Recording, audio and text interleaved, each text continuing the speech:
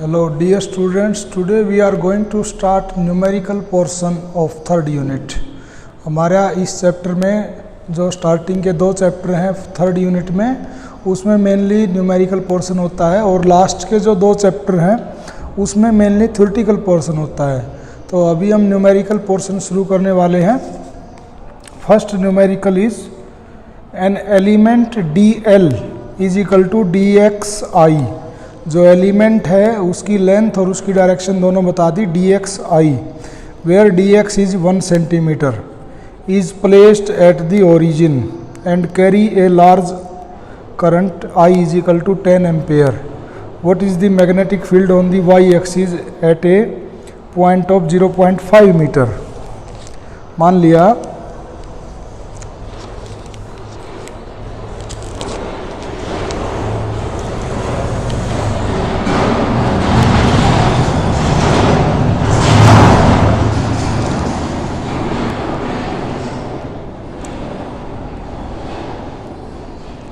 This is x axis, y axis and z axis.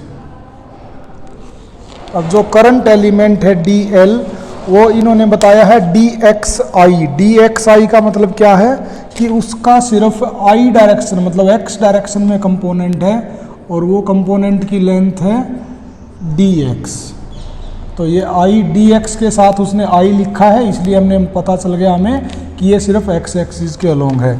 अब इस element की वजह से जिसकी खुद की अपनी लेंथ जो है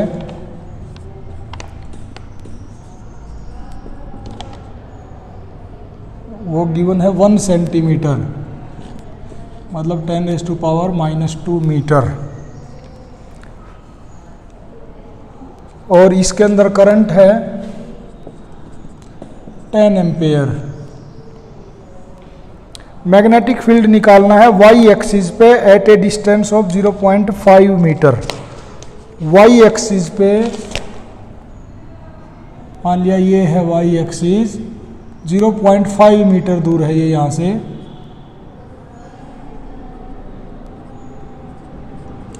ये तो है सिर्फ 1 सेंटीमीटर और ये है 0.5 मीटर मतलब 50 सेंटीमीटर, और ये है 1 centimetre.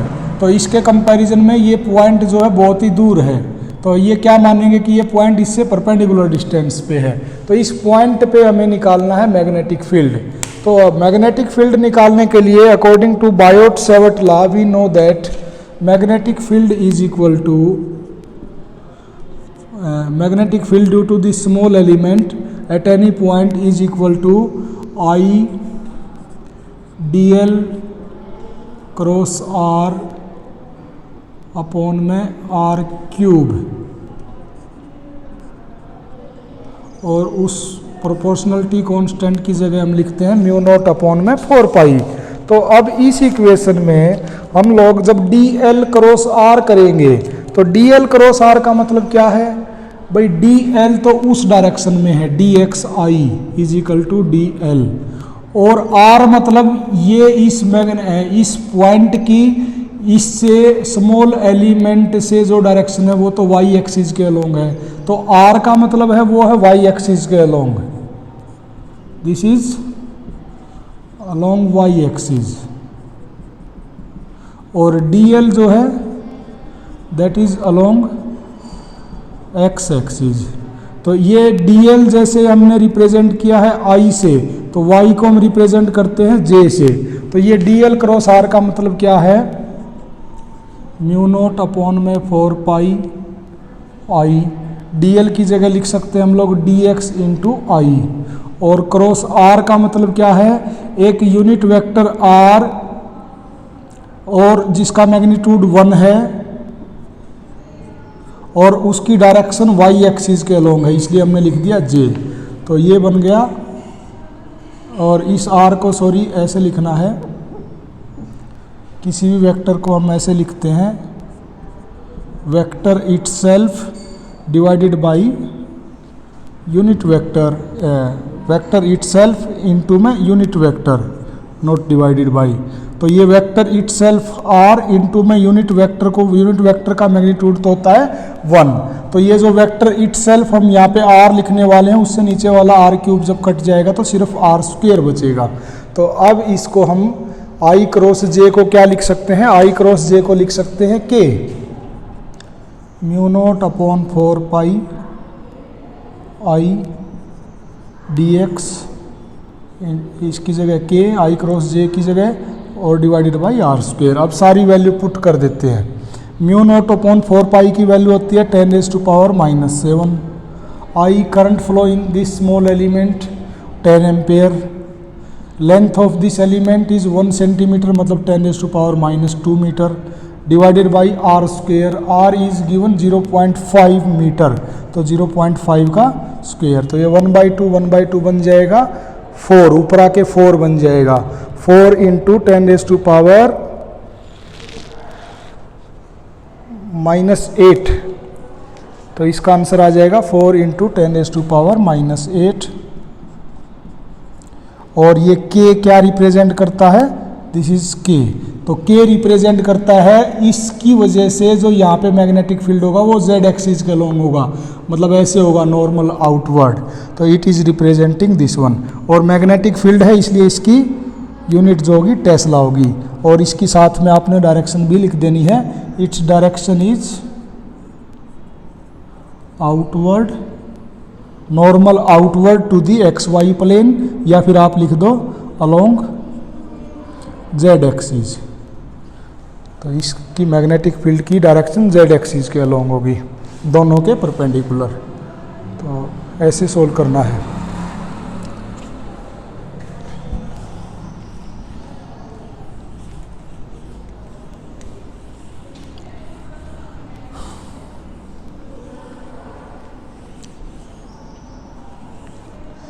Next is question number 2। Question number 2 है, a straight wire carrying a current of 12 ampere is bent into a semi circular arc of radius 2.0 centimetre as shown in the figure. Consider magnetic field B at the centre of the arc.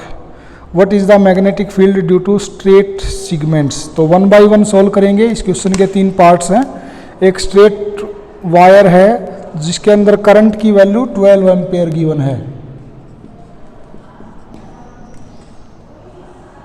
Semi circle की form में bend किया गया इसको, और उस semi circle की radius 2.0 centimetre या 2 into 10⁻⁻² metre है। Consider magnetic field B at the centre of the arc. तो ये आर्क मैं बनाता हूं पहले।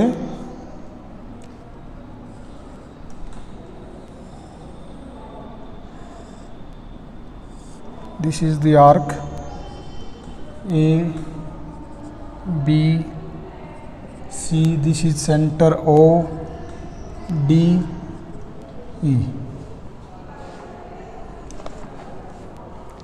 What is magnetic field due to straight segment? तो फर्स्ट क्वेश्चन ये है कि इस AB स्ट्रेट सेगमेंट तो 2 ही है, AB और DE, इसकी वजह से सेंटर पे मैग्नेटिक फील्ड कितना होगा। तो magnetic field at centre due to AB और स्ट्रेट सेगमेंट दूसरा है DE, इन दोनों की वजह से निकालना है। तो अब हम मैग्नेटिक फील्ड कैसे निकालते हैं। अगर सिंपली बायोट सेवर्ट लॉ लगाते हैं तो हम निकालते हैं mu naught upon 4 pi into IDL cross R। Mu naught upon 4 pi IDL cross R divided by R cube.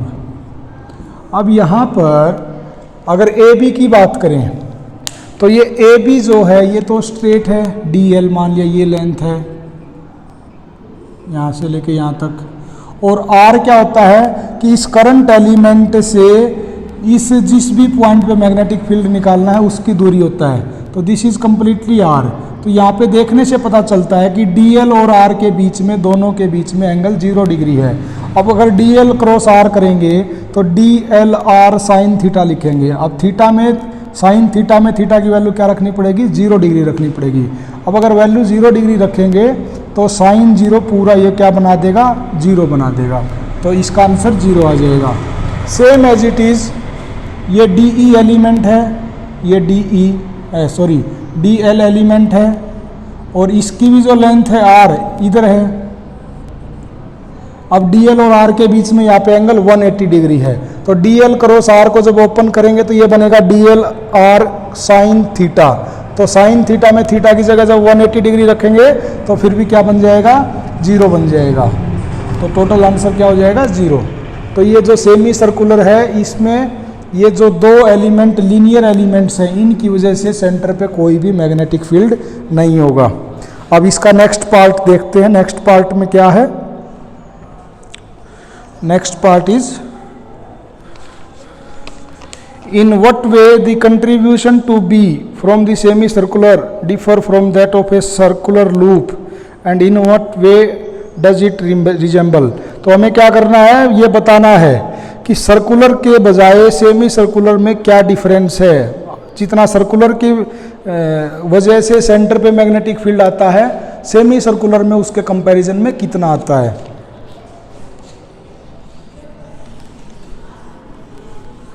अब सर्कुलर का मैग्नेटिक फील्ड हमने निकालना सीख रखा है। सर्कुलर का जो सर्कुलर क्वाइल अगर कोई होती है और उसके अगर सेंटर पे मैग्नेटिक फील्ड निकालना होता है तो उसका मैंने बताया था कि μ0 I अपॉन 4 पाई r,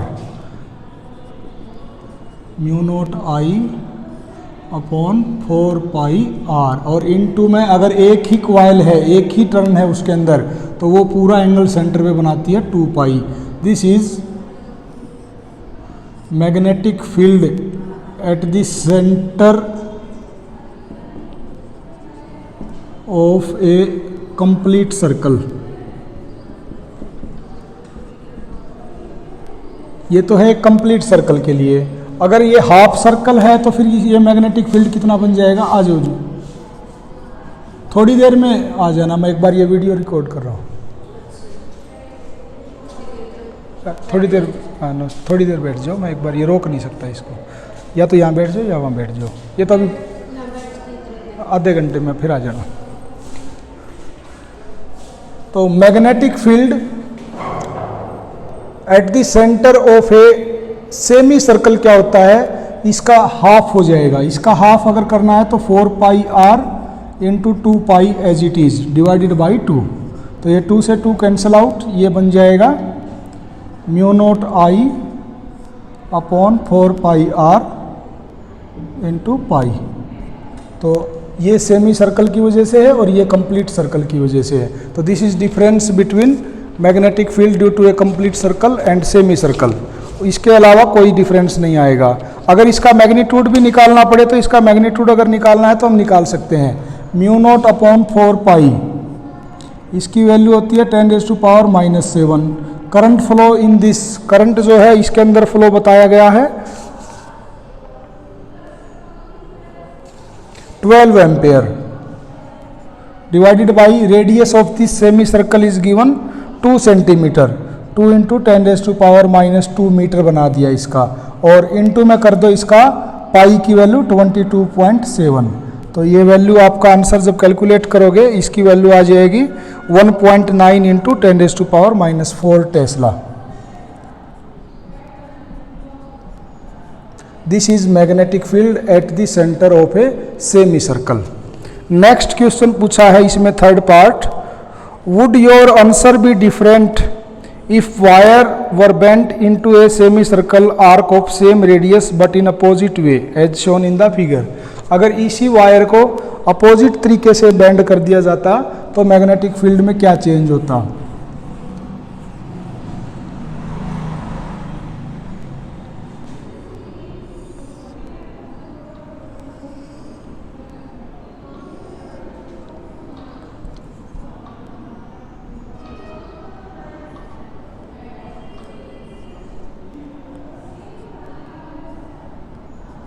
अगर इस वायर को ऐसे बेंड कर दिया जाता तो फिर मैग्नेटिक फील्ड, अब ये जो ऊपर वाला है इसका जो मैग्नेटिक फील्ड हमने निकाला है, राइट हैंड रूल लगाओ, इसमें करंट ऐसे फ्लो करता है तो करंट की ये डायरेक्शन है, तो मैग्नेटिक फील्ड जो है इस केस में normal inward to the plane है। और यहाँ पे जब राइट हैंड रूल लगाएंगे, अब करंट फ्लो की डायरेक्शन ये ऐसे है एंटी क्लॉकवाइज, तो इस हाथ को राइट हैंड को हमें अब ऐसा करना पड़ेगा, और ये फिंगर को जब ऐसे रोटेट करेंगे ये ऐसे कर्ल आएगा ऐसे करंट फ्लो की डायरेक्शन में। तो मेरा थंब जो है now this is normal outward. तो इस सिचुएशन में मैग्नेटिक फील्ड की डायरेक्शन जो होगी, direction of magnetic field normal outward होगी, और इस केस में मैग्नेटिक फील्ड की जो डायरेक्शन है नॉर्मल, मतलब इस प्लेन के नॉर्मल इनवर्ड होगी। इसके अलावा मैग्नीट्यूड में कोई भी डिफरेंस नहीं होगा, सिर्फ इनकी दोनों की मैग्नेटिक फील्ड जो बनेंगे वो अपोजिट डायरेक्शन में बनेंगे। नेक्स्ट क्वेश्चन, पंखा चल रहा होगा उधर बैठ जाओ, थोड़ी देर में मैं बुला लूँगा।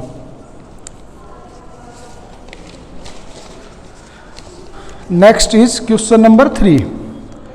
An alpha particle is completing one circular round of radius 0.8 meter in 2 seconds. Find the magnetic field at the center of the circle. अब एक अल्फा पार्टिकल जो होता है उसके ऊपर चार्ज एक इलेक्ट्रॉन से डबल चार्ज होता है। अब एक अल्फा पार्टिकल एक सर्कल के ऊपर चलता है, सर्कुलर रास्ते पे है, और जिसकी रेडियस दे रखी है 0.8 मीटर, और वो उसको 2 सेकंड में कंप्लीट कर लेता है। Find the magnetic field at the centre of the circle. अब ऐसे सर्कल की सेंटर पे मैग्नेटिक फील्ड निकालना है जिसके सरकमफ्रेंस पे एक अल्फा पार्टिकल चलता है।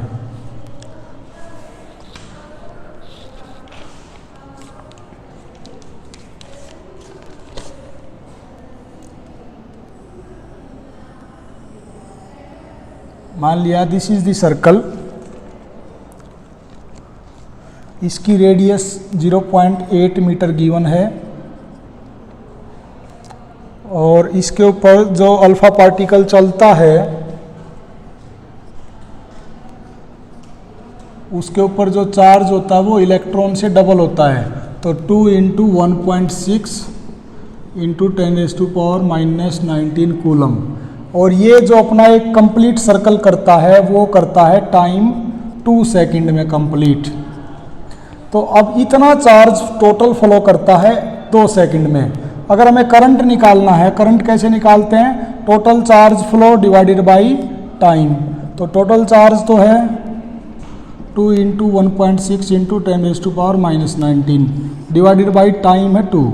तो दिस इज 1.6 × 10⁻⁻19 एम्पेयर, इतना करंट फ्लो होता है।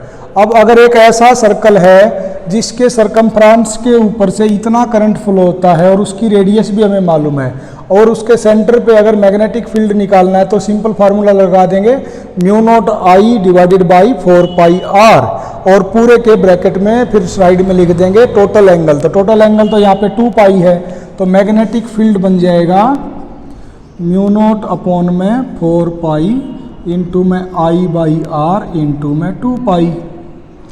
तो ये वैल्यू सारी पुट कर देते हैं।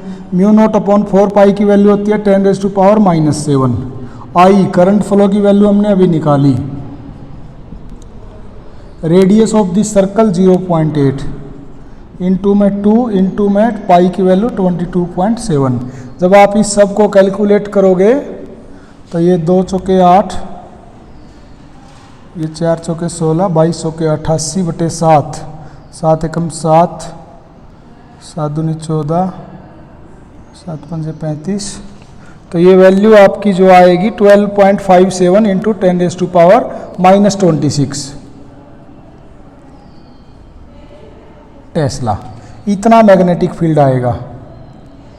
यहाँ पर उसने जो ये अल्फा पार्टिकल है उसने बताया नहीं है कि ये क्लॉकवाइज घूमता है या एंटी क्लॉकवाइज घूमता है, तो इसलिए हम भी मैग्नेटिक फील्ड की डायरेक्शन नहीं बता सकते यहाँ पे।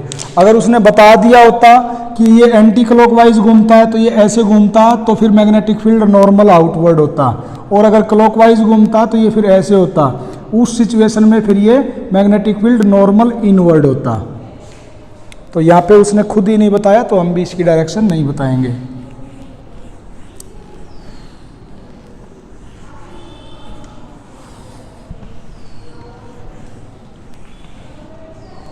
नेक्स्ट क्वेश्चन है, the wire shown in figure carries A current of 10 ampere, determine the magnitude of magnetic field at center O, given radius of bent coil is 3 centimeter. So first of all I am going to make figure, then we will discuss it.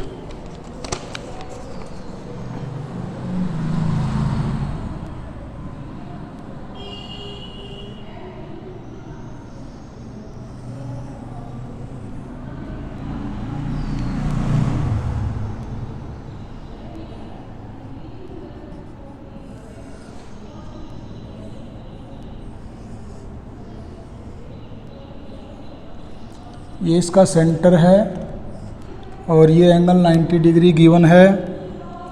ये wire है ए से B से ऐसे होते हुए सी से, ये point D और ई, ऐसे गया करंट, और इसके अंदर पूरे के अंदर जो करंट है वो 10 एम्पेयर है। The wire shown in figure carries a current of 10 ampere. Determine the magnitude of magnetic field at the center. Given radius of bent coil is 3 centimeter. तो इस पूरे की रेडियस जो है वो गिवन है 3 सेंटीमीटर। अब यहाँ पर मैग्नेटिक फील्ड निकालना है। अब एक तो ये लिंक है ए बी, एक ये सर्कुलर लिंक है बी सी डी, और एक फिर दूसरा स्ट्रेट लिंक है डी ई। इन तीनों की वजह से जो नेट मैग्नेटिक फील्ड होगा वो उतना मैग्नेटिक फील्ड हम निकालेंगे सेंटर पे। तो net magnetic field at centre क्या हो जाएगा,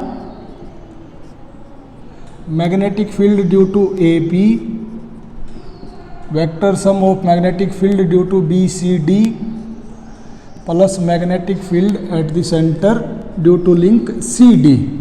अब ये जो ए बी लिंक है और जो ये पॉइंट ओ है ये तो इसी के ऊपर है, तो डीएल की भी वही डायरेक्शन है और रेडियस की, मतलब जो रेडियल पॉइंट डीएल क्रॉस आप आर लेते हो, उन दोनों के बीच एंगल यहाँ पे 0 डिग्री है, तो साइन 0 0 बन जाएगा।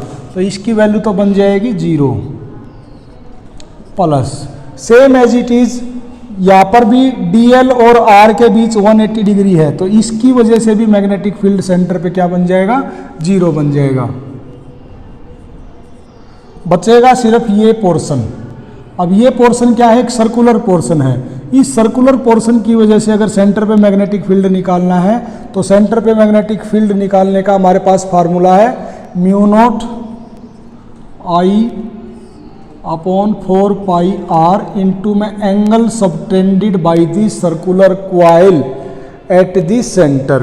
अब देखो पूरा एंगल तो होता है 2 पाई, उस 2 पाई में से 90 डिग्री एंगल अगर चला जाएगा तो कितना बचेगा, 90 का मतलब क्या होता है पाई बाई 4, तो पूरे एंगल में से 2 पाई में से अगर पाई बाई 4 चला जाएगा तो ये बचेगा ये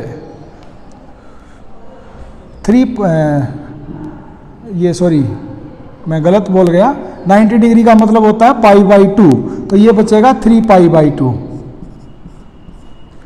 तो ये जो एंगल बच गया इस सर्कुलर क्वाइल का सेंटर के ऊपर जो ये बनाती है 3 पाई बाई 2, तो ये वैल्यू यहाँ पे पुट कर देते हैं, mu naught upon 4 pi into में आई इंटू में आर इंटू में 3 पाई बाई 2। तो यहाँ पे म्यू नॉट अपॉन 4 पाई की वैल्यू 10⁻⁻⁷, आई की value current flow in the coil is 10 ampere, R radius of this coil 3 centimetre, तो 3 इंटू 10⁻⁻² इंटू में 3 बाई 2 इंटू में 22/7। तो इसको जब आप सॉल्व करोगे तो इसकी वैल्यू आएगी 1.57 इंटू 10⁻⁻4 टेस्ला। अब यहाँ पे अगर इस मैग्नेटिक फील्ड की डायरेक्शन बतानी है तो अब देखो यहाँ पे करंट फ्लो है क्लॉकवाइज, तो क्लॉकवाइज तो ऐसे कर सकते हैं हम लोग अपने राइट हैंड से, उल्टा ऐसे करके तो नहीं कर सकते, घुमा सकते, इसको ऐसे करना पड़ेगा। तो ऐसे जब घुमाएंगे तो मेरा थंब जो है normal to this plane but inward है, तो यहाँ पे इसकी डायरेक्शन क्या होगी, normal to the plane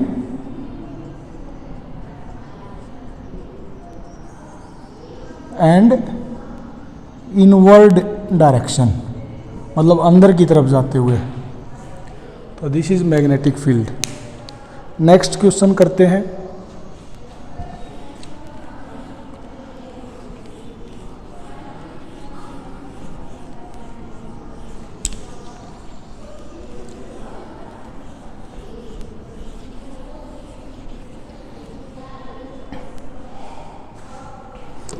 next question है, two coaxial circular loops L1 and L2 of radii 3 cm and 4 cm are placed as shown in figure. What should be the magnitude and direction of the current in the loop L2 so that net magnetic field at the point O be 0? तो पहले मैं आपको loop बना के दिखाता हूँ। एक loop तो ये है,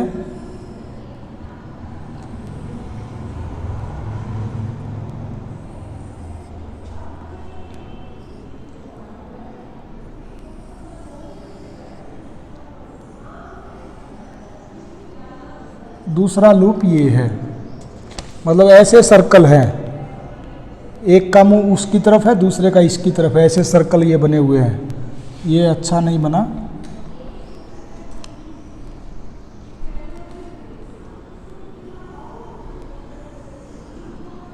दिस इज लूप 2। तो यहाँ पे गिवन है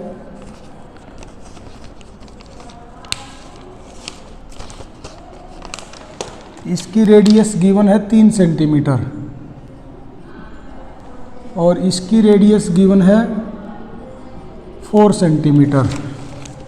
एक पॉइंट O है, इससे तो 4 सेंटीमीटर की दूरी पे है और इससे 3 सेंटीमीटर की दूरी पे है। इसके अंदर जो करंट है वो ऐसे है, मतलब ऐसे एंटी क्लॉकवाइज डायरेक्शन में, और ये लूप L1, इसके अंदर जो करंट का मैग्नीट्यूड है 1 एम्पेयर है। पूछ रहा है कि इस लूप 2 के अंदर कितना करंट होना चाहिए और किस डायरेक्शन में होना चाहिए उसका फ्लो, ताकि यहाँ पे नेट मैग्नेटिक फील्ड जो है वो 0 बन जाए। अब हमें पता है कि magnetic field on the axis of a circular ring, ये केस हम स्टडी कर चुके हैं, उसकी वैल्यू होती है μ0/4 पाई इंटू में 2 पाई आई ए स्क्वेयर, मतलब इसके रेडियस का square, divided by A square plus x square. X मतलब ये एक्सियल डिस्टेंस, और पूरे का 3/2 उसकी पूरे की पावर। तो अगर ये फर्स्ट है तो इसकी वजह से जितना यहाँ पे मैग्नेटिक फील्ड बनेगा, इसकी वजह से भी वहाँ पे इतना ही मैग्नेटिक फील्ड बनना चाहिए, बट इन अपोजिट डायरेक्शन। अब अगर इसके अंदर ये ऐसे एंटी क्लॉकवाइज करंट फ्लो करता है तो इसके अंदर मैग्नेटिक फील्ड की डायरेक्शन उधर है, और अगर इसके अंदर ऐसे क्लॉकवाइज करंट फ्लो करेगा तो इसका फिर मैग्नेटिक फील्ड इधर बनेगा। तो इसका मैग्नेटिक फील्ड उधर और इसका इधर, दोनों का अपोजिट साइन बन जाएगा और सेम मैग्नीट्यूड के होने चाहिए। तो first of all current in loop 2 should be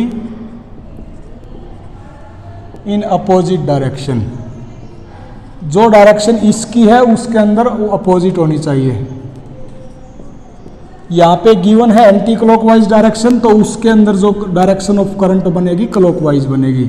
अब मैग्नीट्यूड दोनों का सेम होना चाहिए। तो अगर magnitude on the axial point of a circle magnetic field का निकालना है तो उसकी वैल्यू होती है μ0/4 पाई 2 पाई आई ए स्क्वेयर। ए है रेडियस ऑफ दिस लूप, और नीचे ए स्क्वेयर प्लस एक्स स्क्वेयर की पावर 3/2। तो ये अगर फर्स्ट का है तो सेकंड की भी यही वैल्यू सेम होनी चाहिए।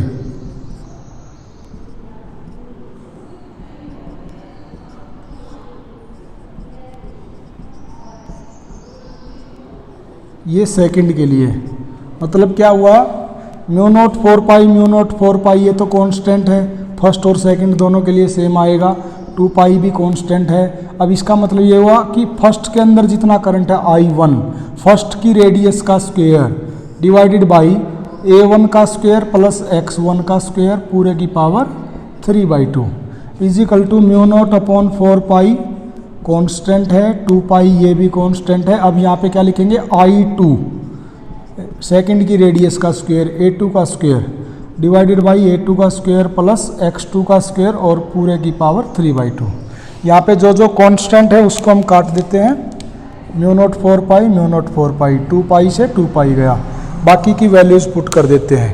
I1 वैल्यू करंट की दी है 1 एम्पेयर, तो I1 की जगह 1 एम्पेयर। अब ये जो मैं डिस्टेंसेज है इनको डायरेक्ट सेंटीमीटर में रखने वाला हूँ, इधर भी और उधर भी, तो उससे हमारा आंसर में कोई फर्क नहीं पड़ेगा। तो A1 की वैल्यू है 3 सेंटीमीटर का स्क्वायर डिवाइडेड बाई A1 का स्क्वायर मतलब 3 का स्क्वायर, x का स्क्वायर मतलब 4 का स्क्वायर और पूरे की पावर 3/2 इजिकल टू I2 हमें निकालना है। A2 का मतलब है radius of second loop 4 centimetre का स्क्वायर डिवाइडेड बाई A2 4 का स्क्वायर प्लस x2 मतलब क्या है, यहाँ से लेके यहाँ तक ये x2 को रिप्रेजेंट करता है और ये x1 को रिप्रेजेंट करता है। तो x2 मतलब 3 का स्क्वायर और पूरे का 3/2। अब नीचे देखो 3 का स्क्वायर प्लस 4 का स्क्वायर, यहाँ पे 4 का स्क्वायर प्लस 3 का स्क्वायर, तो कोई फर्क नहीं पड़ता, इसमें आगे लिखा इसमें पीछे, तो है तो सेम ही चीज़, कैंसिल आउट। तो I2 की वैल्यू यहाँ से क्या आ जाएगी, 3 का स्क्वायर डिवाइडेड बाई 4 का स्क्वायर 9/16। तो इतने एम्पेयर करंट फ्लो करेगा और अपोजिट डायरेक्शन में, तो उस सिचुएशन में हम ये बोलेंगे कि net magnetic field at O will be 0। तो today we are going to stop it here, we will do next.